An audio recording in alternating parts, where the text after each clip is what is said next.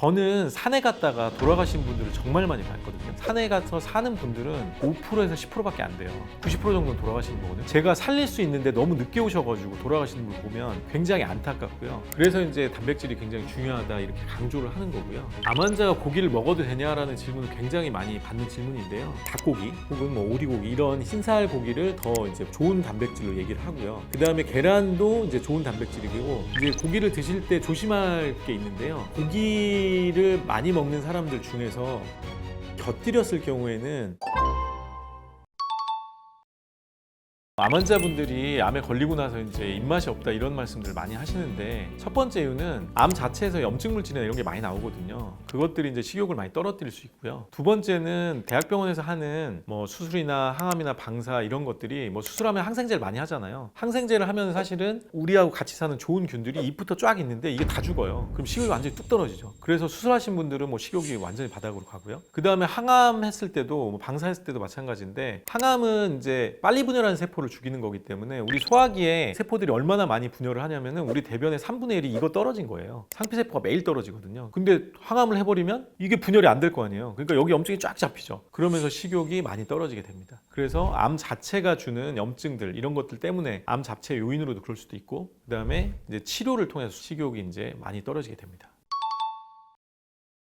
암 환자분들은 이제 치료에 들어가게 되면은 사실은 우리 몸에 끼치는 타격이 굉장히 크거든요. 영향이 굉장히 크기 때문에 단백질 필요량이 늘어나요. 그래서 원래는 일반인들 같은 경우 하루에 단백질 필요량이 자기 몸무게의 1000분의 1이라고 생각하시면 되거든요. 원래는 그거보다 조금 더 적은데, 그러니까 내가 만약에 70kg다 그러면 하루에 70g인 거예요. 단백질 필요량이. 그런데 암 환자가 치료를 받고 항암이나 방사나 이런 거를 받을 때는 단백질 필요량이 2배 이상으로 올라가거든요. 그래서 이제 단백질이 굉장히 중요하다 이렇게 강조를 하는 거고요. 그래서 암 환자분들이 이제 치료를 받는 동안에는 뭐 고기도 권하고 이렇게 하는 거죠. 암 환자가 고기를 먹어도 되냐라는 질문은 굉장히 많이 받는 질문인데요. 사실은 수술항암 방사를 받을 때, 그럴 때는 몸의 단백질 필요량도 굉장히 올라가고 요구량이 굉장히 많아지기 때문에 이제 고기를 드셔도 되는데, 이제 고기를 드실 때 조심할 게 있는데요. 뭐냐면 조리법이에요. 그러니까 우리가 고기를 만약에 삶아서 먹거나 이제 쪄서 먹는다면 기름이 굉장히 건강한 기름을 먹게 되거든요. 근데 기름을 다 빼고 먹는다든지 기름이 다 빠지게 되겠죠. 그런데 이걸 튀긴다든지 고온을 가한다든지 하면 발암물질이 많이 나와요. 우리가 스테이크를 덜 익은 상태, 레어로 먹기도 하지만 뭐 웰던이라고 많이 구워서 먹는 사람들이 있잖아요. 미국의 연구에 하면 웰던으로 고기를 먹었던 분들은 유방암 확률이 다른 거에 비하면 4배라는 연구가 있습니다. 그만큼 우리가 온도를 가한다는 거는 발암물질을 많이 만드는 작업이거든요. 그래서 사실은 고기를 드실 때 되도록이면 삶거나 쪄서 나쁜 지방은 다 빼버리고 살코기 위주로 드시길 권장드리고요. 그리고 이제 고기 대신 뭘 먹을 수가 있냐, 이제 고기 중에서는 살코기 정도 되겠고요. 그 다음에 소고기나 돼지고기 같은 적색육보다는 흰살 고기 있죠, 닭고기 혹은 뭐 오리고기 이런 흰살 고기를 더 이제 좋은 단백질로 얘기를 하고요. 그 다음에 계란도 이제 좋은 단백질이고, 계란 중에서도 엄격하게 하는 데서는 계란 노른자를 빼고 이제 흰자만 가지고 이제 권장하는 데도 있어요, 실제로. 그리고 이제 생선도 괜찮은데, 생선도 이제 지방 문제 때문에 흰살 생선을 더 권장을 합니다. 이제 등푸른 생선 같은 경우에는 거기 오메가3가 많다고 하는데, 오메가3뿐만 아니라 오메가6도 많고 다른 지방도 많아요, 사실은. 그래서 이제 되도록이면 흰살 생선을 더 권장을 하고요. 그 다음에 식물성으로는 당연히 콩이나 발효된 뭐 된장이라든지 청국자라든지 이런 거를 많이 권하게 되죠. 그리고 어떤 연구들도 있냐면, 이게 우리가 고기를 많이 먹는 사람들 중에서 야채를 곁들였을 경우에는 그 고기가 주는 악영향이 줄어든다 이런 논문들이 꽤 있거든요. 우리가 서양 음식을 먹을 때는 항상 에피타이저로 원래 샐러드가 많이 나오잖아요. 그래서 샐러드를 먹고 나서 이제 고기를 먹는다든지, 고기를 먹을 때도 이제 샐러드에 뭐 우리나라 경우에는 상추 쌈이죠, 이런 쌈을 해서 먹는 게 악영향을 줄이는데 아주 좋은 도움이 됩니다.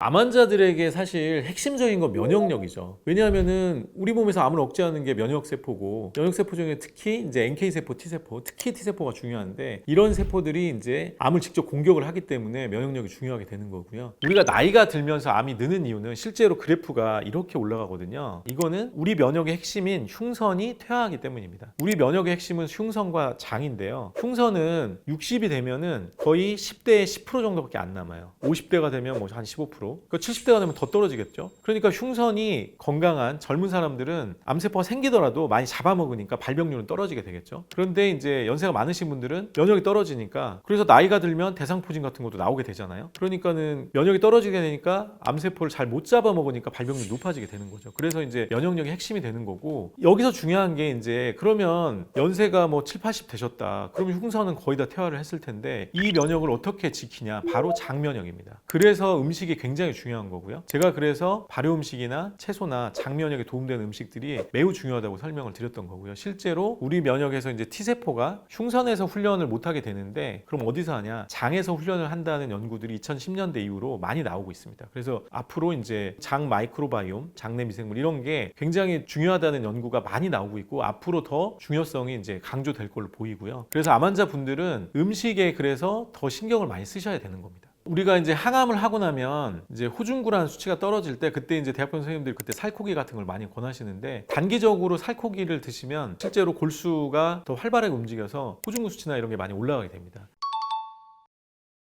제가 이제 올해가 암 환자를 진료한 지가 12년 차인데요. 환자분들께서 이제 착각하고 있는 부분이 있어서 그 부분을 좀 말씀을 드릴 건데, 자연요법이 다다 이렇게 생각하시는 분들이 굉장히 많아요. 저는 산에 갔다가 돌아가신 분들을 정말 많이 봤거든요. 제가 생각하기에는 산에 가서 사는 분들은 5%에서 10%밖에 안 돼요. 90% 정도는 돌아가시는 거거든요. 그 왜 그러냐? 자연요법은 그냥 무조건 해야 되는 필수 조건이에요. 그런데 이것만으로는 안 됩니다. 왜냐하면 치료의 세기가 너무 약해요. 그러니까 산에 가서 사시는 분들은 어떤 분들이냐? 암이 이렇게 조금씩 자라는 분들이에요. 그런 분들은 치료를 요만큼만 해도 살겠죠. 사실은 그런 분들은 산에 가서 산 것만은 아니에요. 그런데 만약에 암이 이렇게 자라는 분들이에요. 지금 막 암덩이가 많고 막 엄청 자라고 있어요. 근데 산에 갔다 다 돌아가세요. 실제로 다 돌아가십니다. 자연요법은 필요 조건이긴 하지만 암을 치료하는 충분 조건은 절대 안 됩니다. 그래서 자연요법만을 고집하시면 안 돼요. 그러니까 필요하면 통합암 치료를 하거나 대학병원 치료를 필요할 때 갖다 쓰거나 이렇게 하셔야 됩니다. 그러니까는 너무 자연요법이 다라고 생각하는 거는 이게 착각이에요. 그것 때문에 돌아가시는 분들이 굉장히 많아요. 제가 살릴 수 있는데 너무 늦게 오셔가지고 돌아가시는 분을 보면 굉장히 안타깝고요. 최근에 연구들을 보면 어떠냐면 고압산소 치료를 하는 것과 산에 가는 게 어느 정도의 차이가 있냐? 70배 정도 차이가 있어요.